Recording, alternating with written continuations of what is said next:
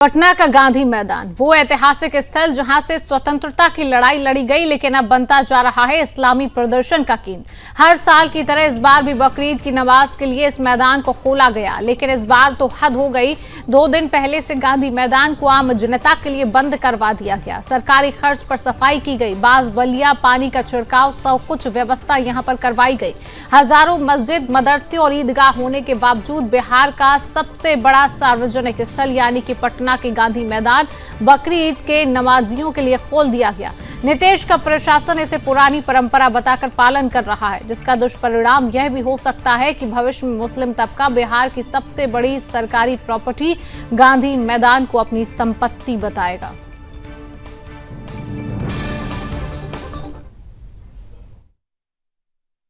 ऐसा है कि उसमें धूल उड़ने का और अन्य जो इश्यूज होता है उसको जैसे कल सुबह से सील करने की पहले से होता आ रहा है, परंपरा है, पहले से होता आ रहा है कि 36 घंटा ये जो खेलने के चलते जो धूल वगैरह उड़ता है, तैयारियां नहीं हो पाती है, लाइन जो लगाते हैं नमाज के लिए, ये पहले से होता आ रहा, कोई नया चीज नहीं है। तो उसी के आलोक में ये काम संवेदनशील।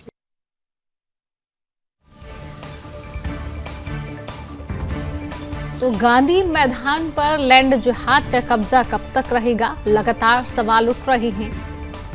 सरकारी जमीन हथियाने की कहीं ना कहीं ये साजिश तो नहीं है कि बकरी ईद के नाम पर सरकारी जमीन हथियाई जा रही है। गांधी मैदान को खोला जा रहा है और इस बार तो हद तब हो गई ईद के मौके पर जब 2 दिन पहले से सफाई यहां पर की जा रही है और आम जनता के लिए गांधी मैदान को बंद कर दिया जाता है। मस्जिदें, ईदगाह होने के बाद भी सवाल यह है कि आखिरकार जब मस्जिदें और ईदगाह हैं तो उसके बाद गांधी मैदान क्यों खोला जा रहा है? क्या ये लैंड जिहाद का अगला चरण है?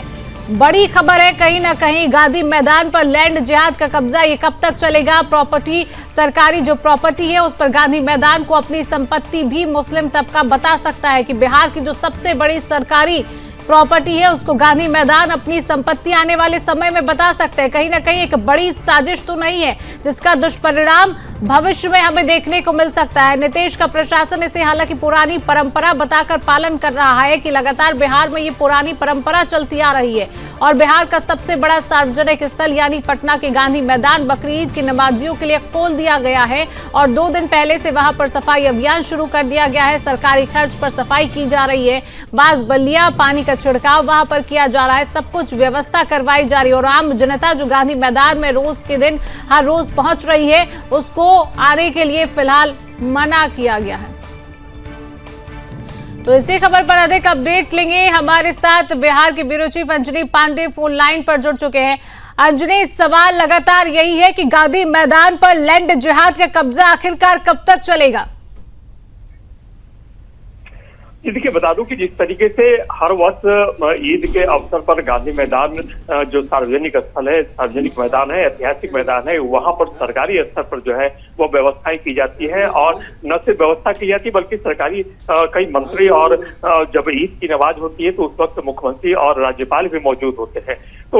यही बड़ा सवाल है कि आखिरकार जिस तरीके से सार्वजनिक स्तर पर जबकि मस्जिदें हैं, उनके पास जमीनें हैं और बहुत सारे इबादत की जगह हैं जहां पर वो अपना इबादत कर सकते हैं, नमाज पढ़ सकते हैं, लेकिन उसके बावजूद जो है वो इस तरह से सार्वजनिक सरकारी स्तर पर जो है वो सरकारी व्यवस्था के तहत की जाती है, ये सबसे बड़ा सवाल उठता है। और इसको लेकर के जो हिंदुवादी संगठन है वो लगातार सरकार से सवाल उठा रहे हैं कि आखिरकार इस तरह की व्यवस्थाएं जो सरकारी स्तर पर क्यों की जाती है और जो सार्वजनिक स्थल है वहां पर आम लोगों के जाने की पाबंदी 2 दिन पहले से लगा दी जाती है और सारा मशीनरी जो है सिस्टम जो है वो उस व्यवस्था को सुचारू रूप से करने के लिए जो है वह कई व्यवस्थाओं में जो है वो लगी रहती है। तो इसको लेकर के सवाल उठाए जा रहे हैं और कहीं ना कहीं ये बात भी उठ रही है कि आखिरकार जब यहाँ पर नमाज पढ़े जाते तो कल होकर के जिस तरीके से वोट के द्वारा कब्जा किया जाता है, वोट के द्वारा दावा किया जाता है, तो कल होकर के सार्वजनिक स्तर पर भी जो है वो वोट दावा न कर दे, इसको लेकर के भी चिंता जो है वह जाहिर की जा रही, जो हिंदुवादी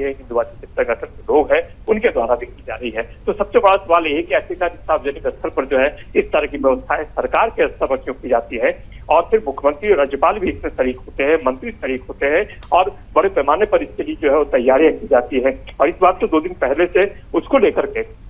मैदान की सुरक्षा को लेकर के, व्यवस्थाओं को लेकर के जो है वह पाबंदी लगा दी गई थी, क्योंकि बड़ी संख्या में लोग जो है वह सुबह की सैर करते हैं, शाम को खेलते हैं,